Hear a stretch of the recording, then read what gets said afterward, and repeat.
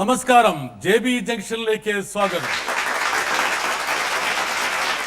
സാധാരണ പട്ടാളക്കാരനായി ജീവിതം ആരംഭിച്ച് പടിപടിയായി ഉയർന്ന് മൈനറിൽ നിന്ന് മേജറായി കലാരംഗത്തേക്ക് കടന്നു വന്ന ഒരു സിനിമ സംവിധായകനെയാണ് ഇന്ന് അതിഥിയായി നമ്മൾ കൊണ്ടുവരുന്നത്. മറ്റാരുമല്ല, ഒരുപാട് പട്ടാള കഥകളെ മലയാളിക്ക് പറഞ്ഞുകൊടുത്ത മേജർ രവി. രവിയെ നമുക്ക് JB ജംഗ്ഷനിലേക്ക് സ്വാഗതം ചെയ്യാം.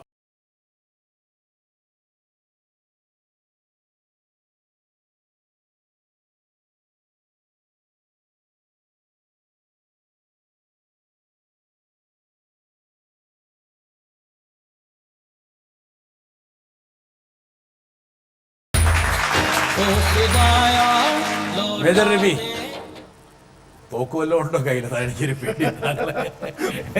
മറ്റാരുടെ കൂടെ ഇരിക്കുന്നതിനേക്കാളും ഭയമാണ് എനിക്ക് നിങ്ങളുടെ കൂടെ ഇരിക്കാൻ. പക്ഷെ കുറെ പ്രോഗ്രാംസ് ഞാൻ അറ്റൻഡ് ചെയ്യാറുണ്ട്.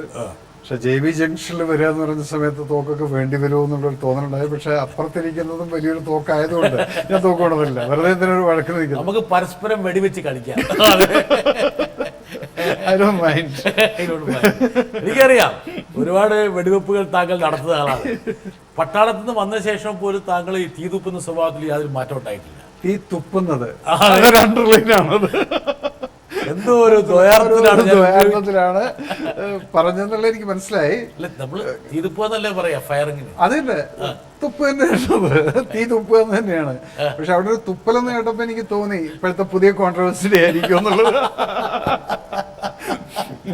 ഏതായാലും ഞാൻ പ്രിപ്പയർഡ് ആണ്. വൈ? ബിക്കോസ് കുറെ സമയത്തിന് ശേഷമാണ് എന്നെ ഈ JB ജംഗ്ഷനിലേക്ക് വിളിച്ചപ്പോ തന്നെ എനിക്ക് തോന്നി ഇപ്പൊ കുറെ സംഭവങ്ങൾ ഉണ്ടല്ലോ, അപ്പൊ അതുകൊണ്ടായിരിക്കും എന്നെ ഒന്ന് ഗ്രില്ല് ചെയ്യാൻ വേണ്ടിയിട്ടായിരിക്കും ജോൺ ബ്രിട്ടാസ് ഫുൾ ഫ്ലെഡ്ജിൽ വന്നത്. ഞാനിത് സത്യം പറഞ്ഞാല് അറിയാതെ പറഞ്ഞു പോയൊരു വാക്ക്, സത്യസന്ധമായി പറഞ്ഞാല്. പക്ഷെ ഞാനത് തുറന്നെങ്കിൽ ഞാൻ പറഞ്ഞില്ലേ, അത് പെട്ടെന്ന് എവിടെയോ ഉപബോധ മനസ്സിൽ ഒരു തുപ്പില് കുടുങ്ങിക്കിടപ്പെട്ടു. എന്നാ ഒരു കാര്യം ചെയ്യാം, എന്നാ പോകുന്നത്. ഒരു അമ്മയെ കുറിച്ചോ അല്ലെങ്കിൽ വിശ്വസിക്കുന്ന ദൈവത്തിനെ കുറിച്ചോ പറഞ്ഞു കഴിഞ്ഞാൽ നമുക്ക് തിരിച്ചു പറയാനുള്ള പ്രതികരിക്കാനുള്ള ശക്തി ഇല്ലാതായി പോയല്ലോ എന്ന് കാണുമ്പോഴാണ് നമുക്ക് വിഷമം തോന്നുന്നത്. ഇതുപോലെ പറയുന്നതിനെ സപ്പോർട്ട് ചെയ്യാന്ന് പറയുന്ന സമയത്ത് സത്യം പറഞ്ഞ് ഞാൻ ആ സ്ത്രീയുടെ മുഖത്ത് ഞാൻ കാത്തിട്ടുന്നു. വേറെ ഒന്നും ഞാൻ പറയാറില്ല. മേജർ രവി എന്ന വ്യക്തിക്ക് പെർമിഷൻ കൊടുക്കുകയാണെങ്കിൽ അതെത്രയും ഞാൻ ചെയ്യുന്നു. ദുർഗാദേവിയെ വേശ്യെന്ന് വിളിച്ചപ്പം അത് ഒരു വിഷ്വൽ മീഡിയയിൽ ഇരുന്നുകൊണ്ടാണ് ഒരു സ്ത്രീ പറയുന്നത്. അതിനെനിക്ക് തെറ്റായി തോന്നിയിട്ടില്ല. കാരണം അവരുടെയും വർഗം അത് തന്നെയായിരിക്കും ഈ പറയുന്ന സ്ത്രീ. അല്ലെങ്കിൽ ഒരിക്കലും സ്വന്തം അമ്മയെ വേശ്യെന്ന് പറഞ്ഞു കഴിഞ്ഞാൽ അവർക്ക് തിരിച്ചതുപോലെ പറയാൻ സാധിക്കുമോ എന്നുള്ളത് എനിക്ക് മനസ്സിലാവുന്നു. ആ ദൈവത്തിനെ കുറിച്ചാണ് പറയുന്നത്. പക്ഷെ ടിവിയിലിരുന്ന് പറയുന്ന സമയത്ത് അതിന് വലിയ പ്രശ്നമായിട്ട് എനിക്ക് തോന്നുന്നില്ല. കാരണം തന്റെ സ്വന്തം സംസ്കാരം അതുപോലെയാണെങ്കിൽ എനിക്ക് എന്റെ അമ്മ വേശ്യയാണെന്ന് പറഞ്ഞാലും എനിക്ക് യാതൊരു പ്രശ്നമില്ല എന്നുള്ളതാണ് ആ സ്ത്രീ പറഞ്ഞത്. ഇതാണ് തുപ്പൽ. വെറും തുപ്പലായിരുന്നില്ല, കാർക്കിച്ച് തുപ്പായിരുന്നു. TV ചാനലിൽ ഇരുന്നുകൊണ്ട് ദുർഗാദേവിയെ ഇത് പറയുന്നു, അല്ലെങ്കിൽ ഇങ്ങനെ വൃത്തികേടായിട്ട് പറയുന്നുണ്ട്, അതിനെ പറഞ്ഞു കഴിഞ്ഞാൽ അതിനെ ന്യായീകരിക്കുന്നു. അങ്ങനെയുള്ള സംസ്കാരത്തിനെ ഞാൻ ഇൻഡിവിജ്വൽ അവരുടെ മുഖത്തെന്ന് പറയുന്നത് ആ സംസ്കാരത്തിനാണ് ഞാൻ പറഞ്ഞിരിക്കുന്നത്. അങ്ങനെയുള്ളൊരു സംസ്കാരമാണെങ്കിൽ സ്വന്തം അമ്മയെപ്പോലും വേശ്യയെന്ന് വിളിച്ചു കഴിഞ്ഞാലും അതിന് പ്രതികരിക്കാൻ ഇവിടുത്തെ ജനങ്ങൾക്ക് സാധിക്കുന്നില്ലേ എന്ന് ചോദിക്കുമ്പോഴാണ് ഞാൻ എൻ്റെതായിട്ടുള്ള ചിന്താഗതി ഞാൻ പറഞ്ഞ് I feel like to spit on her. മേജറെ, ഒരു സെക്കൻഡ്. ഈ ഒരു വിവാദം സോഷ്യൽ മീഡിയയിലൊക്കെ വലിയ ചർച്ച വന്നു. ഒരുപാട് ആൾക്കാർ പ്രതികരിച്ചു. ഒരുപക്ഷെ പിന്നെ എൻ്റെ പ്രതികരണം എന്താണെന്നുള്ളത് ഞാൻ നമ്മൾക്ക് ഇടയിൽ പറയേണ്ട കാര്യമില്ല. എന്താ കാരണം വെച്ചാൽ ഓരോരുത്തർക്കും ഓരോ അഭിപ്രായങ്ങളാണ്. പക്ഷെ അത് സംബന്ധിച്ച് വന്ന പ്രതികരണങ്ങളെ കുറിച്ച് ചില ആൾക്കാർ വേണമെങ്കിൽ ഒരാളിവിടെ വരാൻ തയ്യാറായി നിൽക്കുകയാണ്. അതിനുശേഷം നമുക്ക് ആ വിഷയത്തിലേക്ക് വരാം. ചേട്ടാ, ഈ സല്യൂട്ട് ചേട്ടനെ പട്ടാളക്കാരന് വേണ്ടിയാണ്. കാരണം എന്ന് വെച്ചാൽ ഞാനൊക്കെ ഇവിടെ നിന്ന് പോസ്റ്റ് മോഡേണിസം പറയുന്നത് ചേട്ടനൊക്കെ അതിർത്തി കാവൽ നിന്നുകൊണ്ടാണ്. പക്ഷെ എങ്കിലും ഒരു വിയോജിപ്പുണ്ട്. എന്താണ്? ചേട്ടൻ്റെ അഭിപ്രായങ്ങളോട് എതിരായിട്ടുള്ള അഭിപ്രായങ്ങൾ പറയുന്ന ആള്, ഉദാഹരണമായി സിന്ധു സൂര്യകുമാർ. അപ്പോൾ എതിർ അഭിപ്രായങ്ങൾ പറയുമ്പോൾ അവരെ തുപ്പണമെന്നൊക്കെ തോന്നുന്നത് വല്ലാത്തൊരു അസഹിഷ്ണുത അതിലില്ലേ? ഇപ്പം ചേട്ടനെ അങ്ങനെ തോന്നുന്നില്ലെങ്കിൽ പോലും ഞങ്ങളെ പോലുള്ള ആളുകൾ, ചേട്ടനെ ബഹുമാനിക്കുന്ന ആളുകൾക്ക് അത് വിഷമം ഉണ്ടാക്കുന്നുണ്ട്. വളരെ സോബറായ ഒരു ചോദ്യമാണ്. വേണമെങ്കിൽ തിരിഞ്ഞു നോക്കുമ്പോൾ ചില തിരുത്തലുകൾ ആ ഒരു പ്രസ്താവനയിൽ വേണ്ടിയിരുന്നോ? കുറേ കൂടി വൈകാരികമായി താങ്കൾ പോയോ? ഒരു പട്ടാളക്കാരൻ കാണിക്കേണ്ട സംയമനം, നിയന്ത്രണം, മിതത്വം അതിലൊക്കെ ഇല്ലാതെ പോയോ? അതെയോ താങ്കൾ വലിയൊരു വർഗീയവാദിയായി രൂപാന്തരം പ്രാപിക്കുകയാണോ? ഇവിടെയാണ് ഞാൻ ഐ വുഡ് ലൈക്ക് ടു ഇതൊരു പ്ലാറ്റ്ഫോം ഇപ്പൊ നിങ്ങളോട് ആ വർഗീയവാദി എന്നുള്ള വാക്ക് പറഞ്ഞപ്പം ഇൻവേർട്ടർ കോമ ഇൻവെർട്ടർ കോമയിൽ ഞാൻ ആ വർഗീയവാദി, ഞാനൊരു ഹിന്ദു വർഗീയവാദി എന്നുള്ളതാണ് ഇവിടെ സ്റ്റാമ്പ് അടിച്ചിരിക്കുന്നത്. ഈ സംസാരം കൂടെ കഴിഞ്ഞ പലയിടത്തും ഈ ട്രോളുകളിലും എല്ലാം കണ്ടിരിക്കുന്നത്. ഞാൻ 2-3 കാര്യങ്ങൾ അങ്ങോട്ട് ചോദിക്കട്ടെ. ഒന്ന്, ഞാനിവിടെ ഒരു ഹിന്ദു എക്കണോമിക് ഫോറം എന്ന് പറയുന്ന ഒരു സമ്മേളനത്തിന് ഡൽഹിയിൽ പോകുന്നുണ്ടായി. അത് കഴിഞ്ഞ് വന്നപ്പോഴാണ് ഞാൻ ഏറ്റവും വലിയ വർഗീയവാദിയായിരിക്കും, ഹിന്ദു തീവ്രവാദിയായിപ്പോയി. പക്ഷേ ഇത് ഹിന്ദു എക്കണോമിക് ഫോറം ആയിരുന്നു, അത് ഹിന്ദു മഹാസമ്മേളനമല്ലായിരുന്നു. ഇതിനെ ആരും വ്യാഖ്യാനിച്ചില്ല. ആ ഹിന്ദു എക്കണോമിക് ഫോറത്തിനകത്തും പോയിക്കൊണ്ട് ഞാൻ സംസാരിച്ചിട്ടുള്ളത് ഇവിടെ തിരിച്ചു വന്ന് 2 കാര്യങ്ങളാണ് ഇവിടെ സംസാരിച്ചത്. ഒന്ന്, രാജീവ് ഗാന്ധി വധക്കേസിനെ ഇനിയും തിരിച്ച് അന്വേഷണം നടത്തണം എന്നുള്ളൊരു കാര്യം ഞാനവിടെ എൻ്റെ 12 മിനിറ്റ് സംസാരത്തിൽ ഞാൻ സംസാരിച്ചിട്ടുണ്ട്. കാരണം ഞാനെടുത്ത സിനിമകളെക്കുറിച്ച് സംസാരിക്കുന്ന സമയത്ത് ഞാൻ പറഞ്ഞു, കഴിഞ്ഞ ഗവൺമെൻറ് ഭരിച്ചിരുന്ന സമയത്ത് പലപ്പോഴും ഞാൻ 62 വാറിനെ കുറിച്ച് എനിക്ക് സിനിമ എടുക്കണമെന്ന് തോന്നിയപ്പോഴും എന്നെ അവരത് ബ്ലോക്ക് ചെയ്തിട്ടുണ്ട്. എന്നെ യൂണിയൻ മിനിസ്ട്രിയിൽ നിന്ന് വിളിച്ചിട്ട് ഞങ്ങൾ ഈ സിനിമ ചെയ്യാൻ തയ്യാറാണെന്നുള്ള മീറ്റിംഗ് അടക്കം അന്നത്തെ മിനിസ്റ്റർ എന്നെ വെച്ച് ചെയ്തിട്ടുണ്ട്. എന്തുകൊണ്ടായിരുന്നു? അന്ന് അവിടെ 62 വാറിൽ നടന്നിട്ടുള്ള കോൺഗ്രസ് ഗവൺമെന്റ് ഭരിക്കുന്ന സമയത്തുണ്ടായിട്ടുള്ള പല സംഭവങ്ങളും അതിനകത്ത് ഞാൻ കൊണ്ടുവരുന്നത്. നമുക്ക് ചുരുക്കി എന്താ കാരണം വെച്ചാൽ ഞാൻ താങ്കൾക്ക് ആദ്യം തന്നെ പറയാൻ അവസരം തന്നു, ഇനിയും അവസരം തന്നുകൊണ്ടിരിക്കും. ഈ ഷോ താങ്കളുടെ ഷോയാണ്, ഞാൻ ഒരു നിമിത്തം മാത്രമാണ്. എനിക്ക് ക്ലിപ്തമായ ചില ചോദ്യങ്ങളുണ്ട്, അതിനോട് താങ്കൾ ക്ലിപ്തമായിട്ട് ഉത്തരം പറയുകയാണെങ്കിൽ, ഒന്ന്, ദൈവത്തിന് താങ്കളുടെ സംരക്ഷണം വേണോ? ഒരിക്കലുമില്ല, വേണ്ട. 2, ഒരു ടെലിവിഷൻ ഷോയിലെ ഒരു മുഖ്യധാര ചർച്ചയോട് ഈ രീതിയിലാണോ ഒരു കലാകാരൻ പ്രതികരിക്കേണ്ടത്? യെസ്, ആ കലാകാരൻ എന്നുള്ള സ്ഥലത്താണ്, അവിടെയാണ് സ്വന്തം ഒരു വികാരത്തിനെ ഒരു പക്ഷേ ഇപ്പൊ ഇതുപോലെ ആ സഹോദരൻ എന്നോട് വളരെ റെസ്പെക്ട് ആയിട്ട് സംസാരിച്ചില്ല. ഇത് റെസ്പെക്ട് ഇല്ലാത്ത കുറെ ട്രോളുകളും വന്നിട്ടുണ്ടായിരുന്നു, എല്ലാം വന്നിട്ടുണ്ട്, അതെല്ലാം വിട്ടേക്കോ. പക്ഷെ ഈ സംസാരിച്ചതിനകത്ത് അവരെന്നിൽ നിന്ന് ഇങ്ങനൊരു സംഭവം പ്രതീക്ഷിക്കുന്നില്ല എന്നുള്ളത് എനിക്ക് കൂടെ ഒരു തിരിച്ചറിവായിട്ടാണ്. ഞാൻ മുഖത്ത് നോക്കി ചോദിച്ചത്, മേജർ താങ്കൾ അതിൽ റിഗ്രറ്റ് ചെയ്യുന്നുണ്ട്? റിഗ്രറ്റ് എന്ന് പറഞ്ഞാൽ ഇപ്പൊ ഞാൻ അതിനെക്കുറിച്ച് ചിന്തിക്കുന്ന സമയത്ത് why did I get involve in this thing എന്നുള്ളൊരു തോന്നൽ എനിക്ക്, വെറും അനാവശ്യമായ വിവാദത്തിൽ താങ്കൾ ചെന്നുപെട്ടു എന്നുള്ളത് എനിക്ക് തോന്നുന്നുണ്ട്. പക്ഷേ നടത്തിയ തുപ്പല് തിരിച്ചെടുക്കാൻ പറ്റുമോ? അത് എടുക്കാൻ പറ്റില്ലല്ലോ, പറ്റില്ല. കാർക്കിച്ച തുപ്പലാണെന്നുള്ള പറയുന്നു. അത് നമ്മൾ ചില വികാരങ്ങളിലുള്ള സമയത്ത് അത് പറയുന്നത് ശരി തന്നെയാണ്. അത്തരത്തിലുള്ള വികാരപരമായിട്ടുള്ള ഒരു ധ്രുവീകരണം താങ്കളുടെ മനസ്സിൽ വരുന്നത് ഗുണകരമല്ല എന്ന് താങ്കൾ ഇപ്പോൾ തിരിച്ചറിയുന്നു? ഞാനത് തിരിച്ചറിഞ്ഞ്, ഒരു വ്യക്തി തെറ്റ് ചെയ്തു കഴിഞ്ഞാൽ അതിനെ തിരിച്ചറിയുന്നതാണ് അവന്റെ മഹത്വം എന്ന് ഞാൻ വിശ്വസിക്കുന്നു. നിരുപാധികം ഇപ്പോൾ ആർക്കെതിരെ പറഞ്ഞോ അവരോട് താങ്കൾ മാപ്പ് ചോദിക്കാൻ? ഞാൻ മാപ്പ് ചോദിക്കുക എന്ന് പറഞ്ഞാൽ അവരെ ഞാൻ പേഴ്സണലായിട്ട് കുന്നകുളം മാപ്പൊന്നും എടുത്ത് കാണിക്കുന്നത് അതല്ല, ഇല്ല ബ്രിട്ടാസ്. കാരണം ഞാൻ പറയുന്നു, മാപ്പ് ചോദിക്കേണ്ട ഒരു ആവശ്യം വരുന്നത് ഞാൻ ഖേദമുണ്ട്. കാരണം ഇത്രയും ആളുകൾ എന്നിൽ നിന്ന് ഇത് പ്രതീക്ഷിക്കാതെയാണെന്നുള്ളത് ഞാൻ റിയലൈസ് ചെയ്തു. ഒന്ന്, ഒരു ഖേദമെന്നുള്ള ഒരു മിതപരമായിട്ടുള്ള ഒരു റിഗ്രറ്റിലേക്ക് അല്ലെങ്കിൽ ഒരു കുറ്റബോധത്തിലേക്ക് എത്തുമ്പോൾ എന്തുകൊണ്ട് താങ്കളെ പോലെ ഇരുത്തം വന്ന ഒരു പട്ടാളക്കാരന് എനിക്ക് തെറ്റുപറ്റി മാപ്പ് ചോദിക്കുന്നു എന്ന് പറയാനെന്ന മടി അവിടെ എന്തെങ്കിലും വലിച്ചു മുറുകലുണ്ടോ? ഞാൻ ചോദിക്കട്ടെ? ഇല്ല, മാപ്പ് ഞാൻ ചോദിക്കാം.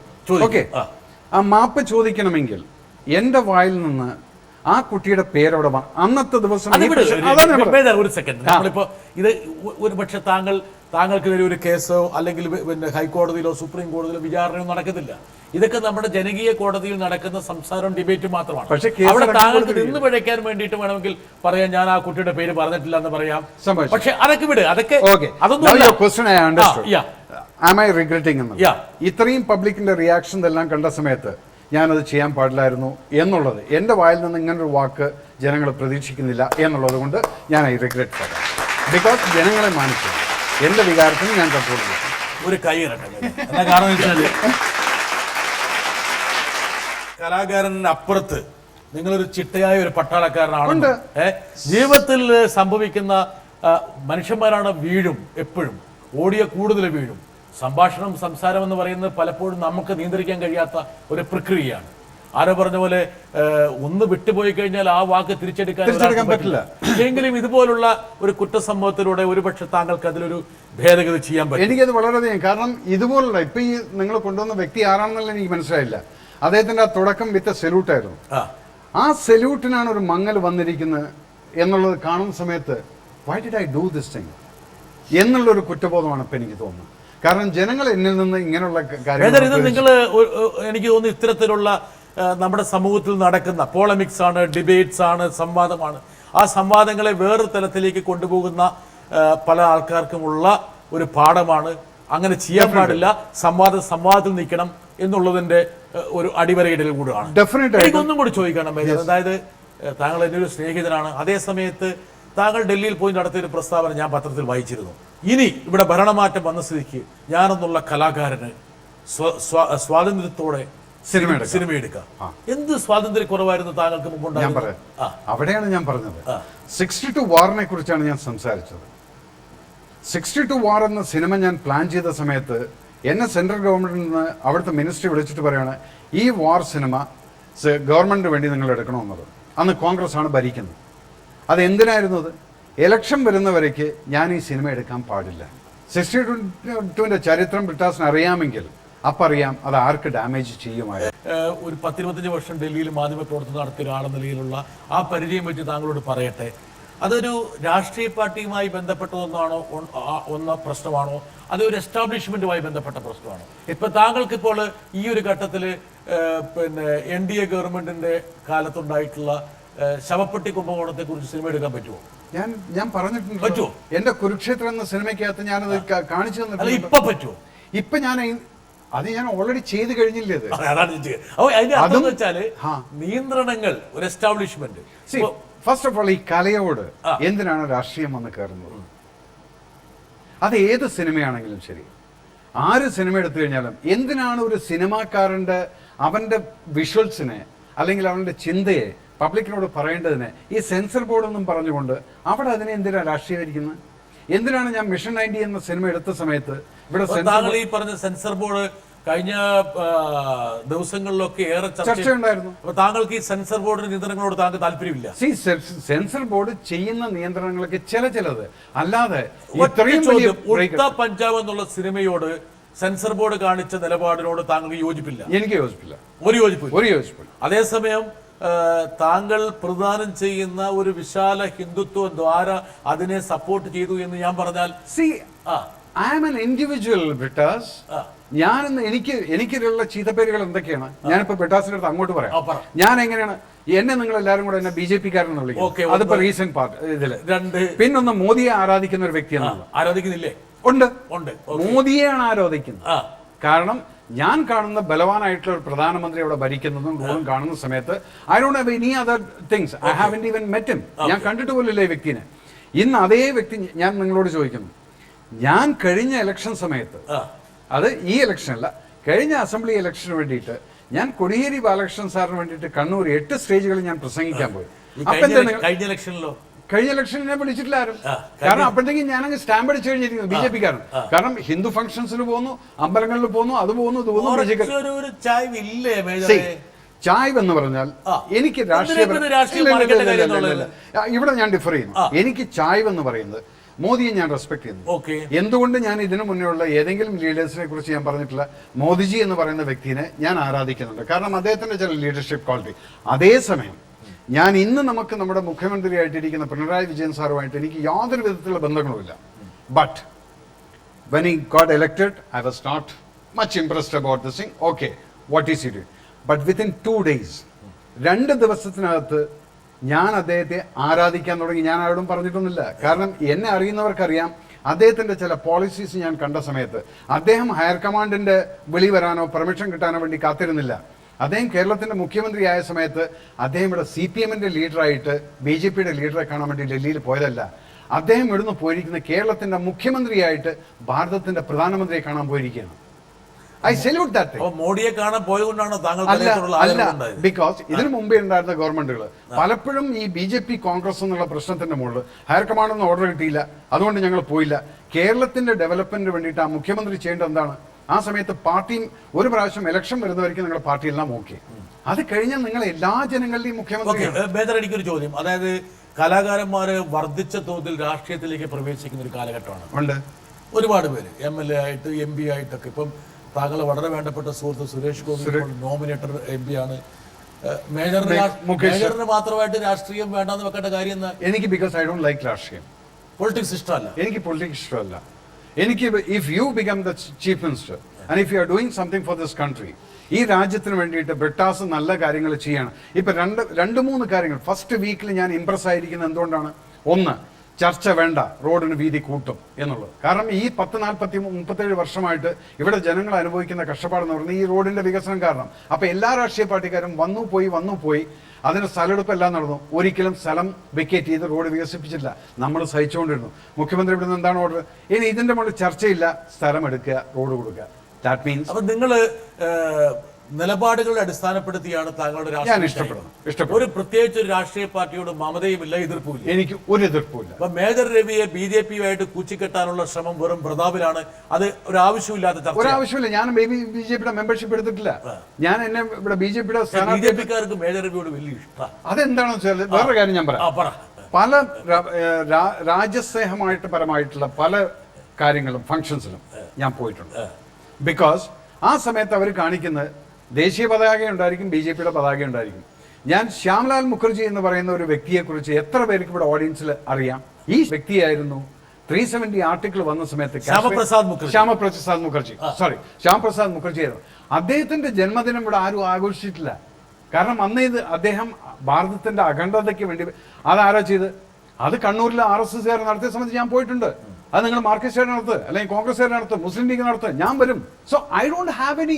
നിങ്ങൾ ശ്യാമപ്രസാദ് മുഖർജി എന്ന് പറയുന്നത് BJP-യുടെ ആദ്യകാലത്തെ അത് വിത്തുപാകിയ അതിന്റെ ഐഡിയോളജിക്കൽ ഒരു ഇത് തരം കൊടുത്ത നേതാവാണ്. സ്വാഭാവികമായിട്ടും അത് BJP-യോട് ചേർന്ന് നിൽക്കുന്ന ഒരു രാഷ്ട്രീയ നേതൃത്വമാണ്. ആ രാഷ്ട്രീയ വ്യക്തിത്വത്തെ കോൺഗ്രസ്സുകാരോ അല്ലെങ്കിൽ ഇടതുപക്ഷക്കാരോ മുസ്ലിംകാരോ ആദരിക്കാൻ എന്തുകൊണ്ട് ചെയ്യുന്നില്ല? നിങ്ങൾക്ക് നിങ്ങളുടെ കാഴ്ചപ്പാടുണ്ടാകാം, രാഷ്ട്രീയ പാർട്ടിക്ക് അതുപോലെ കാഴ്ചപ്പാടുണ്ടാകാമല്ലോ. എന്നാ ഞാനൊന്ന് ചോദിക്കട്ടെ. വിപ്ലവം എന്ന് പറയുന്നത് DYFI ആണെങ്കിലും ആ ഒരു ലൈനിൽ വിപ്ലവകാരികളെന്ന്, സ്വാതന്ത്ര്യ സമരത്തിൽ എത്രയധികം വിപ്ലവകാരികൾ ഉണ്ടായിരുന്നു. ഭഗത് സിംഗിനെ പോലുള്ളൊരു വിപ്ലവകാരിയായിരുന്നു അദ്ദേഹം. സ്വാതന്ത്ര്യം വെറുതെ സമാധാനപരമായിട്ട് മാത്രം കിട്ടിയതല്ല ബ്രിട്ടാസ്. ഈ സമയത്ത് ജാലിയൻവാല ബാഗിൽ നടന്നിട്ടുള്ള ആ പ്രക്ഷോഭത്തിന് അതിന് 21 വർഷം കഴിഞ്ഞ് പ്രതികാരം വീട്ടിയിട്ടുള്ള ഉദ്ധം സിംഗ് എന്നുള്ള വ്യക്തി, അദ്ദേഹത്തിന് പാർട്ടി ഉണ്ടായിരുന്നില്ല. അദ്ദേഹം ഒരു വിപ്ലവകാരിയില്ലായിരുന്നു. എന്തുകൊണ്ട് അവരുടെ എല്ലാം ജന്മദിനമോ അല്ലെങ്കിൽ മരണദിനമോ നിങ്ങൾ ആരും ആഘോഷിക്കുന്നില്ല? അല്ല, ഭഗത് സിംഗിന്റെ ഒക്കെ ആൾക്കാർ ആഘോഷിക്കുന്നൊക്കെ ഉണ്ട്, ആചരിക്കുന്നുണ്ട്. ഉദ്ധം സിംഗിനെ എത്ര പേർക്ക് അറിയാം? അല്ല, അത് എന്താ കാരണം വെച്ചാല് ഇന്ത്യയുടെ ഒരു രാഷ്ട്രീയ ധാരയെ ഏറ്റവും കൂടുതൽ സ്വാധീനിച്ച ഒരു കോൺഗ്രസ് പ്രസ്ഥാനത്തിന്റെ അല്ലെങ്കിൽ അതിന്റെ തായ്വഴികളാണ് പിന്നീട് ഭരണത്തിലേറിയത് കൊണ്ട് തന്നെ അതിന് ബദലായിട്ടുള്ള പിന്നെ ധാരകളെ പലപ്പോഴും വേണ്ട രീതിയിൽ അതൊക്കെ വ്യക്തമാണ്. അതിന് തർക്കമൊന്നുമില്ല കാര്യത്തിൽ. പക്ഷെ അതുകൊണ്ട് താങ്കൾ ഒരു രാഷ്ട്രീയ പ്രത്യയശാസ്ത്ര ചായ്വ് ഹിന്ദുത്വയോടോ RSSനോടോ വേണമെന്നൊരു ദിശയുണ്ടോ? ഞാനൊന്ന് ചോദിക്കട്ടെ. ഹിന്ദുത്വം ഞാൻ ഞാങ്ങാട്ടിയിലെ കുട്ടിശങ്കര പെരുമ്പറ നായർക്കും സത്യഭാമമ്മയ്ക്കും ജനിച്ചൊരു വ്യക്തി ആയതുകൊണ്ട് എന്നെ നിങ്ങൾ ഹിന്ദു എന്ന് വിളിക്കുന്നു അല്ലേ? നേരെ മറിച്ച് ഞാൻ തൊട്ടടുത്ത വീട്ടില് അംസടിയും പാത്തുമ്മടിയും മോനായിട്ട് ജനിച്ചിരുന്നെങ്കിൽ. മേജർ, താങ്കൾ ഹിന്ദു എന്നുള്ള അർത്ഥത്തിലല്ല ഉദ്ദേശിക്കുന്നത്. നമ്മൾ ഉദ്ദേശിക്കുന്ന ഒരു RSS പൊളിറ്റിക്സിനോട് ചേർന്ന് നിൽക്കുന്ന ഒരു കലാകാരനാണ് താങ്കൾ എന്നുള്ള ആക്ഷേപം രൂഢമൂലം. ഉദാഹരണം പറഞ്ഞാൽ സിനിമയിൽ തന്നെ അതായത് താങ്കൾ ചില വാക്കുകൾ പറഞ്ഞപ്പോൾ താങ്കളെ ഓർത്ത് ലജ്ജിക്കുന്നു എന്ന് താങ്കളുടെ സഹപ്രവർത്തകർ സിനിമാ ലോകത്ത് പറഞ്ഞിട്ടുണ്ട്. അത് സിനിമാ ലോകത്തിൽ ആരാണത്? ആരാണെങ്കിലും സോ സിനിമാ ലോകത്തിൽ എന്തിനാണ് നമ്മൾ തമ്മിൽ ഈ ഒരാൾക്ക് ഒരു ചിന്താഗതി, വേറൊരാൾക്ക് നേരത്തെ ബ്രിട്ടാസ് പറഞ്ഞാണല്ലോ, നമുക്ക് എല്ലാവർക്കും പല ചിന്താഗതി. എതിർപ്പുകള് മേജർ രവി എന്നുള്ള കലാകാരൻ സൃഷ്ടിക്കേണ്ട കാര്യമുണ്ടായിരുന്നു. ഞാൻ ഉണ്ടാക്കിയിട്ടില്ല, ഉണ്ടായതാണ്. അറിയാതെ പെട്ടുപോയതാണ്. അല്ല, ഉണ്ടായിട്ടുള്ളതാണ്. കാരണം ഒന്ന് ഞാൻ പറയാം, ഇവിടെ മലയാള സിനിമയിൽ ആരും എന്നെ വിളിച്ച് കൈപിടിച്ചിട്ട് മലയാള സിനിമയിലോട്ട് കയറ്റിയിട്ടില്ല. കാരണം കീർത്തിചക്ര എന്ന സിനിമ വന്ന സമയത്ത് പോലും ആ സിനിമയ്ക്ക് മോഹൻലാൽ ഡേറ്റ് തന്നിട്ട് പോലും ഇവിടെ ആർക്കും എൻ്റെ പോലുള്ള യാതൊരു വിശ്വാസം ഉണ്ടായിരുന്നില്ല. ആ സമയത്താണ് ഞാൻ പിന്നെ എവിടുന്നൊക്കെയോ ഒരു പ്രൊഡ്യൂസറൊക്കെ തപ്പിപ്പിടിച്ചിട്ട്. എനിക്ക് മനസ്സിലാത്ത കാര്യം മേജർ, നിങ്ങൾക്കിട്ട് ചെറുപ്പത്തിൽ തന്നെ നല്ല ചാർത്ത് കിട്ടിയിട്ട് പോലും നിങ്ങൾ ചില കാര്യങ്ങളിൽ ചില തെറ്റുപറ്റി നിങ്ങൾക്ക് പറ്റിയത് എന്തുകൊണ്ടാണ്? എവിടെയാണ് ഈ ചെറുപ്പത്തിൽ കിട്ടിയത്? ചെറുപ്പത്തിൽ ഞാൻ അതാ നോക്കട്ടെ, ഞാനിനി എന്തെങ്കിലും വ്യാജമായിട്ട് ഉണ്ടാക്കിയിട്ടുള്ള ആക്ഷേപം വരട്ടെ. ഞങ്ങള് ഒരു കൂട്ടുകുടുംബന്മാരായിരുന്നു താമസിച്ചിരുന്നത്. അന്ന് എന്ന് പറഞ്ഞു കഴിഞ്ഞാൽ ഈ നായന്മാർ തറവാടുകളിൽ 10ാം ക്ലാസ് വരെ ഞങ്ങൾക്ക് മുണ്ട് അനുവദിച്ചിട്ടില്ല. അത് കുടുങ്ങിയ ട്രൗസർ. എത്രയും നമുക്കൊക്കെ പുറത്തിറങ്ങുമ്പോൾ മറ്റുള്ള കുട്ടികൾ കളിയാക്കുമ്പോൾ ഭയങ്കര ദേഷ്യമായിരുന്നു. അങ്ങനെ ഒരു ദിവസം ഞാൻ സ്കൂളിൽ പോകുമ്പോൾ മേജർ രവി മുണ്ട് ചുറ്റിയിട്ട് സ്കൂളിലേക്ക് പോകണം. അപ്പോൾ അത് ഞാൻ വീട്ടിൽ വന്ന് പറഞ്ഞു, എന്നെ ചെവിയേട്ടൊന്ന് മുണ്ടിട്ടിട്ടാണ് പോയിരിക്കണത്. കാരണം ഇവിടുന്ന് മുണ്ട് കൊടുക്കൂല, വീട്ടിൽ നിന്ന് സമ്മതിക്കൂല. അപ്പൊ മൂപ്പരെന്താ വെച്ചാൽ അമ്മായിയുടെ ഭർത്താവിന്റെ ഒരു മുണ്ട് അമ്മായിയോട് ചോദിച്ചു വാങ്ങി കടയിൽ വെക്കുക. എന്നിട്ട് ഇവിടുന്ന് പോയി കടയിൽ പോയിട്ട് ആ മുണ്ടിയിട്ടിട്ട് പോവാ. ഇത് വീട്ടിൽ വന്ന് പറഞ്ഞ വഴിക്കന്നെ അച്ഛൻ നല്ല ശിക്ഷണത്തിന്റെ ആളായിരുന്നു. മൂപ്പര് വേഗം സ്കൂളിലേക്ക് പോയി. മാസൊരു തവണ മൂപ്പരെ കാണാൻ സ്കൂളിലേക്ക് പോകും. കാരണം വെച്ചാൽ അത്ര നല്ല സ്വഭാവമായിരുന്നു. കാരണം വെച്ചാൽ സ്വഭാവം മാസൊരു തവണ ചെന്നിട്ടില്ലെങ്കിൽ അവര് വിളിച്ചു വരുത്തും. മൂപ്പരെ ഈ വികൃതിയും വിക്രസും കാരണമുണ്ട്. സ്കൂളിൽ ചെന്നു, പ്യൂണ് വന്ന് പറഞ്ഞു ഇങ്ങനെ മാഷ് വിളിക്കേണ്ട, ഹെഡ് മാസ്റ്റർ ഓഫീസിലേക്ക് വിളിക്കേണ്ടതാണ്. അപ്പൊ മൂപ്പര് ഓർമ്മയില്ലാതാണ് ഓടി വഴിക്ക് പുറത്തെത്തിയപ്പോഴാണ് മൂപ്പര് മുണ്ടാന്നുള്ള ഓർമ്മ. മൂപ്പര് വേഗം കുട്ടികളുടെ മുമ്പ് ആ മുണ്ട് ഊരിയിട്ട് ഡെസ്കിന്റെ കാലിൽ വെച്ചിട്ട് ചെന്നു. സ്കൂളിൽ ചെന്ന വഴിക്ക് തന്നെ അച്ഛൻ ചോദിച്ചു, നീ ഒന്ന് മുണ്ടിട്ടിട്ടാണോ വന്നത്? അല്ലാന്ന്. അപ്പൊ സ്കൂളിൽ ഇട്ടിട്ട് തന്നെ മാഷന്മാരുടെ ഇടയിൽ ഒന്ന് കൊടുത്തു. പക്ഷെ അതിന്റെ എല്ലാ ശത്രുതയും എന്നോടായിരുന്നു. കാരണം ഞാനാണത് വന്ന് പറഞ്ഞത്. ഇപ്പോഴും ആ ശത്രുത ഉണ്ടോന്ന് അറിയില്ല. നിങ്ങളുടെ സ്വന്തം അനിയനാണ് സംഭവിച്ചു. അവൻ തന്നെയാണ് ഈ ഗുണഷൻ ബ്രിട്ടാസ് എന്തെങ്കിലും കണ്ടെത്തിയതാന്നുള്ള അല്ല. കാരണം 10ാം ക്ലാസ്സിൽ പഠിക്കുന്ന സമയത്ത് എന്റെ ക്ലാസ്സിൽ ഞാൻ മാത്രമാണ് ഒരു നിക്കറിട്ടിട്ട് പോകുന്നത്. അത് അച്ഛൻ പറഞ്ഞിരുന്നത് നിക്കറിട്ടിട്ട് പോയാൽ മതി എന്നുള്ളത്. അപ്പൊ മിക്സ് സ്കൂളായിരുന്നില്ലേ? മിക്സ് ആൺകുട്ടികളും പെൺകുട്ടികളും. പെൺപിള്ളേർക്ക് ഒരു ആദരവൊന്നും ഉണ്ടാവില്ല. നിങ്ങൾ ഈ അതാണ് മുണ്ടകൃതി എന്നാ എല്ലാ വികൃതിയിലും ഉണ്ട്. അപ്പൊ അതുകൊണ്ട് ഈ പോകുന്ന സമയത്ത് അപ്പൊ ഞാൻ വിചാരിച്ചത് നാണക്കേട് സഹിക്കാൻ വയ്യാതെ ഇരിക്കുന്നത്, ഈ ടൈറ്റ് നിക്കറൊക്കെ ഇട്ടിട്ട് പോവാന്ന് പറഞ്ഞ് അങ്ങനെയാണ് മാമയുടെ അടുത്ത് പോയിട്ട് ഒരു മുണ്ടൊക്കെ കടം വാങ്ങിച്ച് ഞാനത് ചേക്കുണ്ട പീടിയിൽ വെക്കും. എന്നിട്ട് അത് അവിടുന്ന് കൊടുത്തിട്ട് ഞാൻ സ്കൂളിൽ പോകും. പക്ഷെ അച്ഛൻ ഈ വന്ന സമയത്ത് കറക്റ്റ് തന്നെയാണ്. ഇത് സ്കൂളിൽ വന്നു അച്ഛനാണ് അവിടെ നിൽക്കുന്നത് കണ്ടപ്പോൾ ഞാൻ ഈ മുണ്ട് വേഗം ഊരിയിട്ട് അങ്ങോട്ട് ക്ലാസ്സിലേക്ക് ഇട്ട് കൊടുത്തു. അപ്പോഴാണ് കുട്ടികൾക്കൊന്നും ഒരു പിടിയും കിട്ടില്ല എന്തായിരുന്നു. ഭാഗ്യത്തിന് ഞാൻ അടിയിലാണ് നിക്കറിട്ടുണ്ടായിരുന്നു. അല്ലെങ്കിൽ എന്റെ അവസ്ഥ എന്താണെന്നുള്ള എനിക്കറിയാം. സാധാരണ ഇടാറില്ല ആ നിക്കർ വേറെ ഒന്ന് ഭാഗ്യത്തിന് ഇട്ട നിക്കർ ഊരിയിട്ടുണ്ടായിരുന്നില്ല. അണ്ടർവെയറിന്റെ കാര്യമല്ല ഞാൻ പറയുന്നത്. ബട്ട് അന്ന് അച്ഛൻ എപ്പോഴും ശരി എന്നെ സ്കൂളിൽ വെച്ചിട്ട് പണിഷ് ചെയ്യുന്ന ഒരേ ഒരു അച്ഛൻ എന്റെ അച്ഛനായിരുന്നു. ബാക്കി ഒരു കുട്ടികളുടെയും അച്ഛനായിരുന്നു. നല്ല അച്ഛൻ എന്ന് പറഞ്ഞാൽ എന്റെ കയ്യിലിരിപ്പ് അങ്ങനെ തന്നെയായിരുന്നു. അപ്പൊ അതുകൊണ്ടായിരിക്കാം, അതുകൊണ്ടാണല്ലോ ഞാൻ 9ലും തോറ്റു 10ലും തോറ്റു. ഇതെല്ലാം കഴിഞ്ഞിട്ടൊക്കെയാണല്ലോ ഞാൻ ഈ ലെവലിൽ എത്തിയിരിക്കുന്നത്. സോ അപ്പം 8ൽ തോറ്റില്ല. ഇല്ല, 8ൽ തോറ്റില്ല. കാരണം എന്താണെന്ന് വെച്ച് കഴിഞ്ഞാൽ 8ൽ എല്ലാവരും ഓൾ പ്രൊമോഷൻ ആയിരുന്നു. ഇല്ല, അതല്ല. 7ാം ക്ലാസ്സിൽ എനിക്ക് സ്കോളർഷിപ്പ് കിട്ടിയ കുട്ടിയാണ് ഞാൻ. 7ാം ക്ലാസ്സിലെ സ്കോളർഷിപ്പ് എക്സാമിനേഷൻ ഇരുന്ന കുട്ടി 8ാം ക്ലാസ്സിൽ എത്തിയപ്പോഴത്തേക്കും പട്ടാമ്പിയിലാണ് എന്നെ ചേർത്തത്. അപ്പൊ പട്ടാമ്പിയിൽ തിയേറ്റേഴ്സ് ഉണ്ട്. അപ്പൊ ഞാൻ ക്ലാസ്സിന് പോക്കില്ല. പിന്നെ അങ്ങനെ സിനിമയ്ക്ക് പോയിട്ട് അന്ന് ഉഴപ്പി 8ൽ എങ്ങനെയോ പാസ്സായി. പക്ഷെ 9ൽ എത്തിയപ്പോ ഇതിന്റെ ബേസ് പോയി. അവിടെ സ്കൂളും മാറ്റി. 9ഉം തോറ്റു 10ഉം തോറ്റു. അപ്പം 9ൽ തോറ്റപ്പോ എനിക്ക് കിട്ടിയ പനിഷ്മെന്റ് അച്ഛൻ സെക്കൻഡ് വേൾഡ് വാർ സോൾജറാണ്. സോ ഈ പനിഷസ് വെരി വെൽ. അത് കൈയും കാലൊക്കെ കെട്ടിയിട്ടിട്ടായിരിക്കും അടിയൊക്കെ കിട്ടുന്നത്. ഇന്നൊക്കെ ആണെങ്കിൽ പോലീസ് സ്റ്റേഷനിൽ പോയി പറയാം, അന്ന് അതൊന്നുമില്ല. അതുപോലെ അച്ഛൻ മാഷ്മാർക്കും പെർമിഷൻ കൊടുത്തിട്ടുണ്ട്, എങ്ങനെ വേണമെങ്കിലും. അപ്പൊ അത് എല്ലാ രീതിയിലും കിട്ടിയത്. ഒരുപക്ഷെ ഞാൻ ഇന്നും ഇങ്ങനെ ടഫായിട്ട്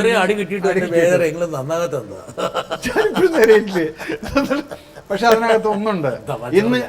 ഞാൻ ഇന്നും റെസ്പെക്ട് ചെയ്യുന്ന ഈ വ്യക്തികൾ എന്ന് പറഞ്ഞാൽ എന്നെ പഠിപ്പിച്ച ടീച്ചേഴ്സും എന്റെ അച്ഛനെയും എന്റെ അമ്മേനെയും റെസ്പെക്ട് ചെയ്യുന്ന എന്തുകൊണ്ടെന്ന് പറഞ്ഞാൽ ഒരുപക്ഷെ അവരൊക്കെ അന്ന് ആ പണിഷൊക്കെ ചെയ്തുകൊണ്ടായിരിക്കും ഞാൻ ആ ഒരു വഴിയൊക്കെ ഒന്ന് ട്രാക്ക് ചെയ്ത് മാറിയിട്ട് നല്ല വഴിയിൽ പോയിട്ട് പട്ടാളത്തിൽ ചേർന്നതിന് ശേഷം സ്വന്തമായിട്ടിരുന്ന് പഠിച്ച് 3 വർഷം കൊണ്ട് പ്രീ ഡിഗ്രിയും പാസ്സായി.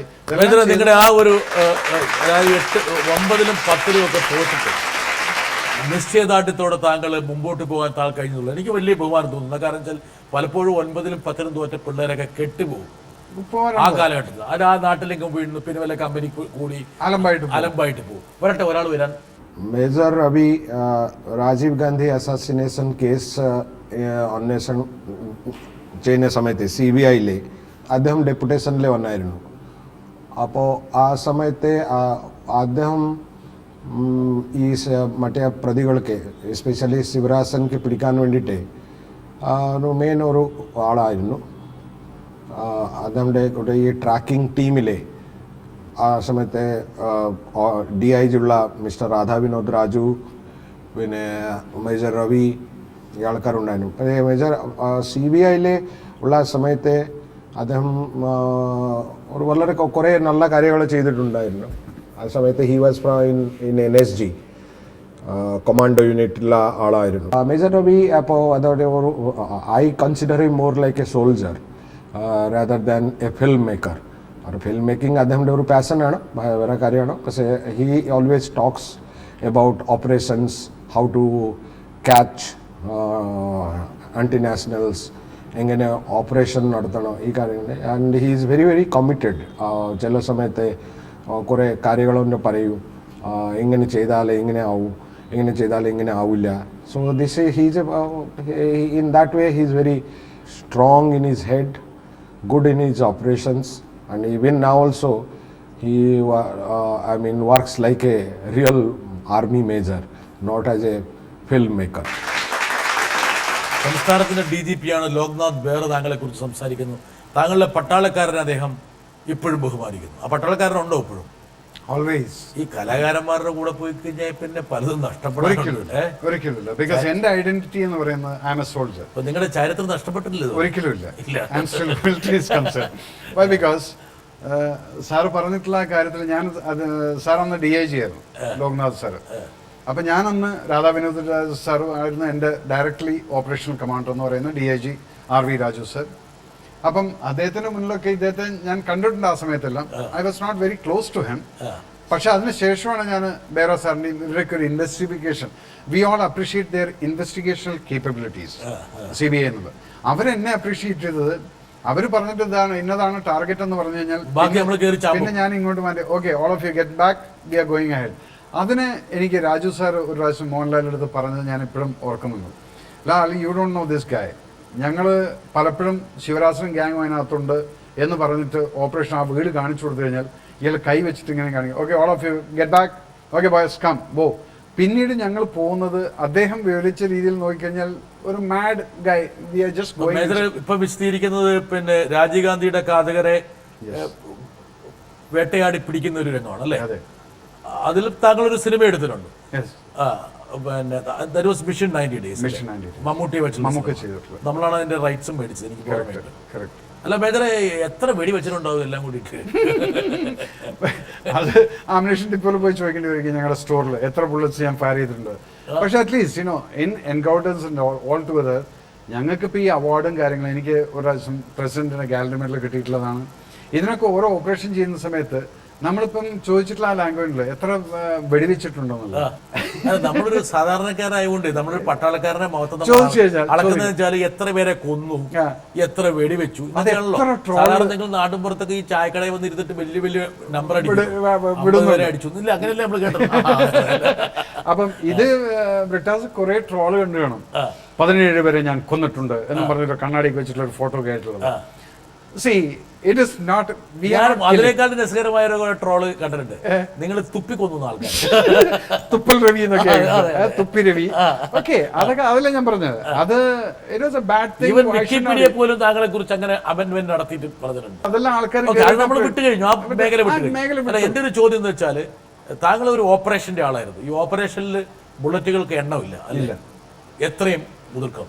കാരണം ഈ സമയത്ത് നമ്മൾ ക്യാരി ചെയ്യുന്ന തന്നെ അറ്റ്ലീസ്റ്റ് 3 മാഗസിൻസ് ആണ് ബാൻഡ് ചെയ്തിട്ട് MP5 കയറ്റുന്നത്. ഈ ബാൻഡ് ചെയ്യാന്ന് പറഞ്ഞാൽ ഒന്ന് കറക്റ്റ് ബാരലിലോട്ട് ഉണ്ടായിരിക്കും, അത് കഴിഞ്ഞാൽ ലെഫ്റ്റിലത്തെ കയറ്റി റൈറ്റിലത്തെ കയറ്റി. അപ്പൊ 90 റൗണ്ട് നമ്മുടെ അടുത്തുണ്ട്. പക്ഷെ ഒരു ഓപ്പറേഷനിൽ ആക്ച്വലി പറഞ്ഞ ഈ 90 റൗണ്ടിലൊക്കെ ഇത് കഴിയും. ഓപ്പറേഷൻ മാക്സിമം 30 റൗണ്ട്സ്, അല്ലെങ്കിൽ ഇത് ഒറ്റയടിയും അടിച്ചിട്ട് ഒരു കമാൻഡോ ഓപ്പറേഷനിൽ ഇത്രയൊക്കെ മതി. ഒരു ഗണ്ണിന്റെ മുകളിൽ 90 റൗണ്ട്സിന്റെ ഈ മാഗസിൻസ്, അഡീഷണൽ മാഗസിൻസ് നമ്മൾ ലോഡ് ചെയ്യേണ്ട ആവശ്യം വരുന്നില്ല. സാധനം എല്ലാം ഉണ്ടായിരിക്കും. പിസ്റ്റൺ ഉണ്ടായിരിക്കും, 2 പിസ്റ്റൺ ഉണ്ടായിരിക്കും, ഗ്രനേഡ് ഉണ്ടായിരിക്കും, എല്ലാം ഉണ്ടായിരിക്കും. പക്ഷെ ഇതൊന്നും നമുക്ക്, എനിക്ക് നിങ്ങളെ അങ്ങനെ ഒന്ന് കാണാൻ ആഗ്രഹം. I wish I could. Because അന്നൊന്നും ഇതുപോലെ മൊബൈൽ ഫോണൊന്നും ഇല്ലാത്തതുകൊണ്ട് നമ്മുടെ അടുത്തൊന്നും അധികം ഫോട്ടോസ് ഒന്നും ഇല്ല. ഈവൻ ശിവരാസിന്റെ ഓപ്പറേഷൻ കഴിഞ്ഞിട്ട് ആ ബോഡീസും എല്ലാം കൂടിയുള്ള ഒരു ഫോട്ടോ, ഞാൻ ഈ തോക്കും വെച്ച് ശിവരാസന്റെ നെഞ്ചത്ത് കൈ വെച്ചുകൊണ്ടിരിക്കുന്ന ഒരു ഫോട്ടോ, അതിപ്പോഴും ഉണ്ട്. പക്ഷെ എവിടെ കിടക്കുന്നില്ല, ബിക്കോസ് ദാറ്റ്സ് ഓൾ നമ്മൾ ഫിലിമിൽ എടുത്തിട്ടുള്ള ഒരു ക്യാമറ ഷോട്ടുകളുണ്ട്. പക്ഷെ അന്നൊന്നും ഈ പ്രശസ്തി അല്ലെങ്കിൽ ഇത് ഷോ ഓഫ് ചെയ്യുക, ഫേസ്ബുക്ക് ഇടുക, ഇതൊന്നും ഞങ്ങൾക്ക് സെക്കൻഡറി ആയിരുന്നു. ഞങ്ങൾ ഓപ്പറേഷൻ കഴിയുന്നു, തിരിച്ചു വരുന്നു. ഒറ്റ ഇന്റർവ്യൂ ആണ് രാജീവ് ഗാന്ധി വധക്കേസ് കഴിഞ്ഞതിന് ശേഷം ഇന്ത്യ ടുഡേ എൻ്റെ ഇന്റർവ്യൂ എടുത്തു. പറഞ്ഞു നിങ്ങളുടെ ഇന്റർവ്യൂ എടുക്കണം എന്ന് പറഞ്ഞിട്ടാണ് ഇന്റർവ്യൂ എടുത്തത്. അതിലാണ് ഇവിടെ മനോരമ ന്യൂസ് പേപ്പറിനകത്ത് ഫ്രണ്ട് പേജിൽ എൻ്റെ ന്യൂസ് വന്നതും ഇത് മലയാളിയാണെന്നത്. ആ ന്യൂസാണ് മോഹൻലാൽ എന്നുള്ള വ്യക്തി കാണാൻ ഇടയായതും അദ്ദേഹം എന്നെ കാണണമെന്നുള്ള ആഗ്രഹം പ്രകടിപ്പിച്ചിട്ടുണ്ടായിരുന്നു എന്നുള്ളത് ഞാൻ അറിയുന്നത് 91 നടന്ന ഓപ്പറേഷൻ കഴിഞ്ഞ് 94 അവർ കാലാപാനി ഷൂട്ട് ചെയ്യുന്ന സമയത്താണ്. അങ്ങനെയാണ് ആ ഒരു ബന്ധത്തിൻ്റെ ഒരു തുടക്കം ഉണ്ടായത്. നിങ്ങൾ പട്ടാളത്തിൽ നിന്ന് സിനിമയിലേക്കുള്ള നിങ്ങളുടെ ഒരു പ്രയാണം, താങ്കൾ പറഞ്ഞ പോലെ താങ്കൾ ഒരു ഉഴപ്പനായ വിദ്യാർത്ഥിയായി മാറിയതിൻ്റെ കാരണവും സിനിമയായിരുന്നു. സിനിമയാണ് താങ്കളെ ആദ്യകാലത്ത് പഴപ്പിച്ചത് യെസ് അല്ലേ? Yes. പിന്നീട് നിങ്ങൾക്ക് പഴച്ചു പോകാനുള്ള ഒരു മാർഗം ഉണ്ടാക്കി തന്നു സിനിമയാണ്. നല്ല വീട് കറക്റ്റ് ബിക്കോസ് അത് ഞാൻ അണ്ടർലൈൻ ചെയ്യാൻ ആഗ്രഹിക്കുന്നു. ബിക്കോസ് 24 വർഷം ഞാൻ പട്ടാളത്തിൽ സർവീസ് ചെയ്തിട്ട് ഞാൻ പുറത്തു വരുന്ന സമയത്ത് എൻ്റെ കയ്യിൽ ഒരു സ്കൂട്ടറും ഉണ്ട്, ഒരു വെസ്പ എലമെന്റ് സ്കൂട്ടറും ഉണ്ട്, വാടകയ്ക്ക് ഒരു വീടും ഉണ്ട്. എൻ്റെ സ്വന്തമായിട്ടൊരു വീട് പോലും ഇല്ല. ഞാൻ ഒന്നും സമ്പാദിച്ചിട്ടുണ്ടായിരുന്നില്ല.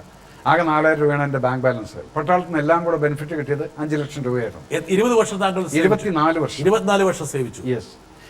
ഒരു സിനിമയിലേക്ക് വരുന്നതിന് മുമ്പ് എനിക്ക് തോന്നുന്നു നിങ്ങൾക്ക് സിനിമയ്ക്ക് കവാടം തുറന്നു തന്ന ചില ആൾക്കാരെ താങ്കളോട് സമ്മതിക്കാൻ വേണ്ടി കാത്തുപ്പെട്ടു. നോക്കട്ടെ, വരട്ടെ. മേജറിനെ ആദ്യമായിട്ട് ഞാൻ കാണുന്നത് ഞങ്ങൾ കാലാപ്പാനി എന്ന് പറഞ്ഞ സിനിമ ചെയ്യാൻ വേണ്ടിയിട്ട് ആൻഡമാനിൽ യൂണിറ്റി എന്ന് തുടങ്ങിയപ്പോൾ എയർപോർട്ടിൽ ജീൻസൊക്കെ ഇട്ടിട്ട് ഒരു താടിയും മുടിയൊക്കെ വളർത്തിയ ഒരാൾ, ഒരു അല്പം ഭ്രാന്തുള്ള ഒരു താളാണെന്ന് തോന്നുന്നു. അങ്ങനെ ഒരാളായിട്ടാണ് എനിക്ക് തോന്നിയത് ആദ്യമായിട്ടാണ്. പുള്ളി ഞങ്ങളെയൊക്കെ വന്ന് പരിചയപ്പെട്ടു. അപ്പോൾ ഞാൻ പ്രൊഡ്യൂസർ സുരേഷിനോട് ചോദിച്ചു ഇത് ആരാണെന്ന് ചോദിച്ചാൽ പറഞ്ഞു അദ്ദേഹം ക്യാപ്റ്റനാണ് ആർമിയിൽ. ഞാൻ പറഞ്ഞു ഇയാൾ കള്ളം പറയണം, കാര്യം ഇത്രയും താടിയും മുടിയും വളർത്തിയിട്ടുന്ന ഒരാൾ ഒരിക്കലും ആർമി ക്യാപ്റ്റൻ ആവാൻ പറ്റില്ല. നമ്മുടെ അറിവിൽ അങ്ങനെ ഒരു ആർമി ക്യാപ്റ്റൻ ഇല്ല. ആർമിക്ക് ഇൻ്റലിജൻസ് വിങ് എന്നൊരു പറഞ്ഞ ഒരു വിങ് ഉണ്ടെന്നും അതിലുള്ള ആർമി ഓഫീസേഴ്സിന് പല രീതിയിലുള്ള ഡിസ്ഗൈസിലും വേഷപ്പാർച്ചയിലും ഒക്കെ നടക്കാമെന്നൊക്കെ മനസ്സിലായത്. അങ്ങനെയാണ് ഞാൻ മേജറിനെ ആദ്യമായി പരിചയപ്പെടുന്നത്. അവൻ ആർമിയിൽ നിന്ന് റിട്ടയർ ചെയ്ത ശേഷം എന്നെ കാണാൻ വന്നിരുന്നൊരു ദിവസം. അപ്പോഴേക്കും രവിയുടെ കുടുംബമൊക്കെ ആയിട്ട് നമുക്കൊരു നല്ല അടുപ്പമുണ്ടായി. അങ്ങനെ രവി വന്നപ്പോൾ ഞാൻ രവിയുടെ നീ എന്താ പ്ലാൻ എന്ന് ചോദിച്ചപ്പോൾ എനിക്ക് തോന്നി ചേട്ടൻ എന്നെ കൂടെ ചേർക്കുമോ, എനിക്ക് സിനിമ ചെയ്താൽ കൊള്ളാറുണ്ട്, സിനിമയെക്കുറിച്ച് അറിഞ്ഞാൽ കൊള്ളാറുണ്ട്. ആയിക്കോട്ടെ എന്നുള്ള രീതിയിൽ രാവിലെ ഞങ്ങൾ നടക്കാൻ പോകും. ഞാൻ രവി ഒരുമിച്ച് ഡോൺ ബോസ്കോ സ്കൂളിൽ. ആ സമയത്ത് രവിയുടെ സിനിമയെക്കുറിച്ചുള്ള ചിന്തകളൊക്കെ പറഞ്ഞപ്പോൾ എനിക്ക് തോന്നി രവി കൂടെ വരട്ടെ എന്ന് തോന്നി. അങ്ങനെ രവി എന്നോട് ഒരു 10-40ഓളം ആഡ് ഫിലിമുകൾ ബോംബെയിൽ, പിന്നെ 2-3 സിനിമകളെല്ലാം അസിസ്റ്റ് ചെയ്തു. ഒരു ദിവസം പറഞ്ഞു ഞാൻ ഒരു സിനിമ എടുക്കാൻ പോവാണ്. ആയിക്കോട്ടെ, തോക്ക് വെച്ച് ഷൂട്ട് ചെയ്യാൻ രവിക്കറിയാമെന്ന് എനിക്കറിയാം, പക്ഷേ ക്യാമറ വെച്ച് എങ്ങനെ ഷൂട്ട് ചെയ്യുന്നു എന്നെനിക്കറിയില്ല എന്നുള്ളതായിരുന്നു എൻ്റെ ചിന്ത. പക്ഷേ കീർത്തിച്ചേക്കറാണോ ഞാൻ സിനിമ ആദ്യം കണ്ടപ്പോൾ എൻ്റെ കണ്ണ് നിറഞ്ഞു പോയി. 2 രീതിയിലാണ് ആ കണ്ണ് നിറഞ്ഞത്. ഒന്ന് സിനിമ കണ്ടിട്ടും, രണ്ടാമത് ഒരാളുടെ ഹാർഡ് വർക്കും വിശ്വാസവും അയാളെ എത്രത്തോളം രക്ഷിക്കുന്നു എന്നെനിക്ക് ആ സിനിമ കണ്ടപ്പോൾ മനസ്സിലായി. അതായത് ഇപ്പോൾ പലപ്പോഴും തോന്നുന്നു ഈ ഇൻസ്റ്റിറ്റ്യൂട്ടും സിനിമാ പഠനവും ഒന്നും ഇമ്പോർട്ടൻ്റ് അല്ല. സിനിമ ഒരാളുടെ മനസ്സിലാണ്, അയാളുടെ സിനിമ. അതിൻ്റെ ഒരു നല്ല എക്സാമ്പിളാണ് രവി. പ്രിയൻ, സിനിമയിലേക്കുള്ള താങ്കളുടെ കവാടമാണ് പ്രിയൻ. എനിക്കൊന്ന് ലാൽ ഇതിനു മുമ്പ് തന്നെ താങ്കളെ പരിചയപ്പെടാൻ വേണ്ടി ശ്രമിച്ചിട്ടുണ്ട് അല്ലേ? താങ്കളുടെ കണ്ണു പറഞ്ഞു രവി ഇത്ര സാധുവായി പോലെ രവി. ഞാൻ basically I am a very sentimental guy. എൻ്റെ സിനിമയ്ക്കകത്തുള്ള സെന്റിമെന്റ്സ് അതെ, ബിക്കോസ് ഹീസ് മൈ ഗുരു. ഞാൻ അദ്ദേഹത്തിനുള്ള പ്രിയന് 2 വട്ടം കണ്ണു നിറഞ്ഞു പോയി. യെസ്, കാരണം എന്താ വെച്ചാൽ 1 വട്ടം കണ്ണു നിറഞ്ഞു പോയി.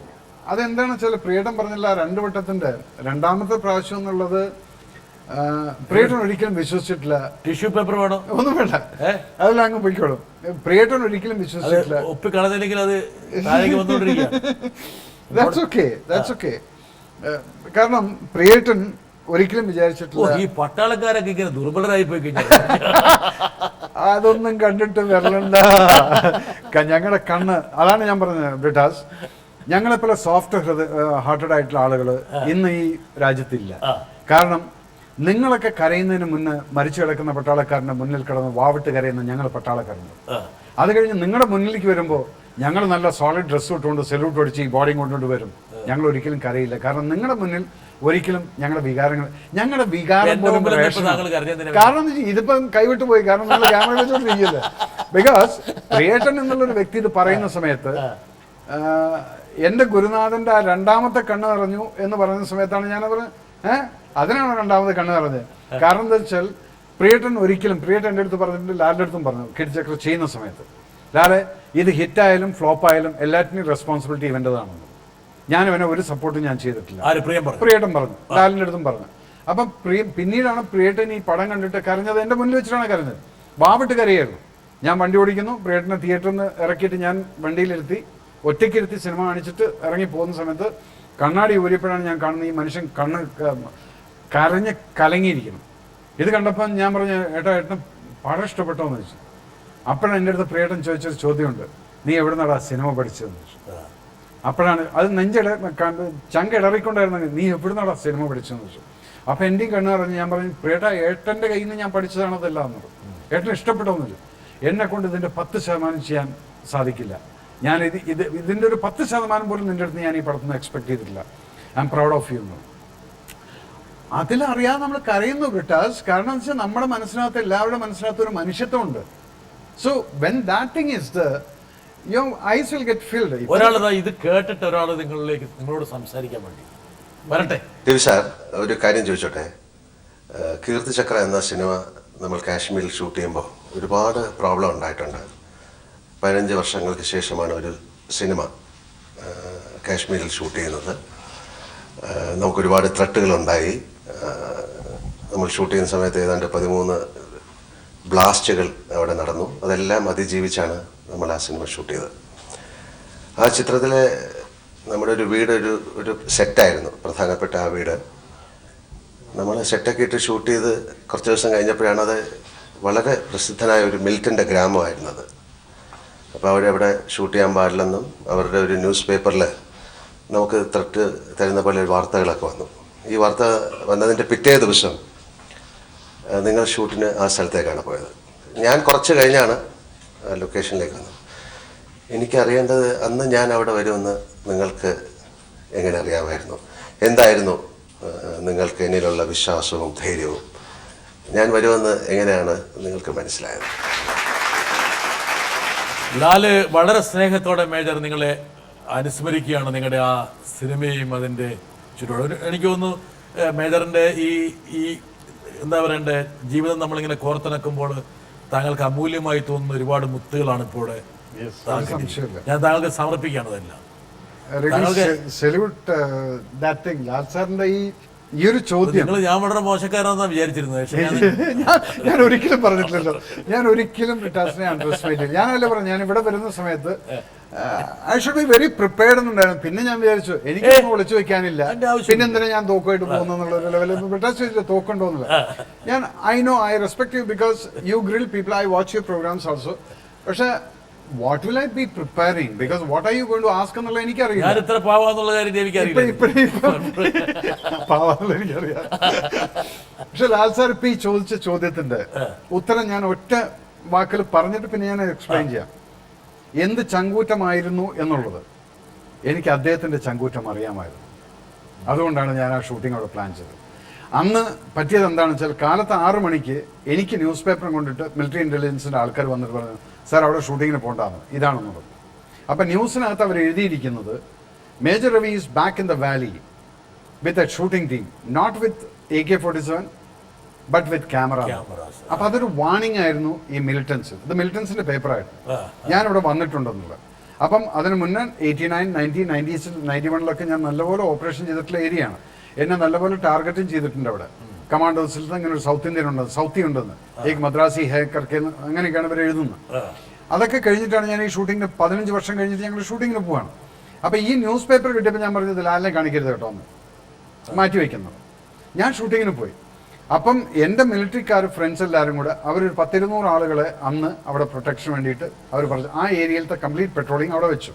അപ്പോഴും എനിക്ക് അറിയാം ലാൽ സാർ വരും, പക്ഷെ ലാൽ സാർ ഈ പേപ്പർ കാണരുത്. ലാലിന് അറിയില്ല. ഞാൻ എൻ്റെ ധാരണ ലാൽ സാറിന് അത് അറിയില്ല എന്നുള്ളത്. അപ്പം ഞാൻ ഇങ്ങനെ വന്ന് ഇങ്ങനെ കയറി വരികയാണ്. ലാൽ സാർ നടന്ന് കയറി വരുമ്പോൾ ഞാൻ ഇങ്ങനെ നിന്ന് ചിരിച്ചു.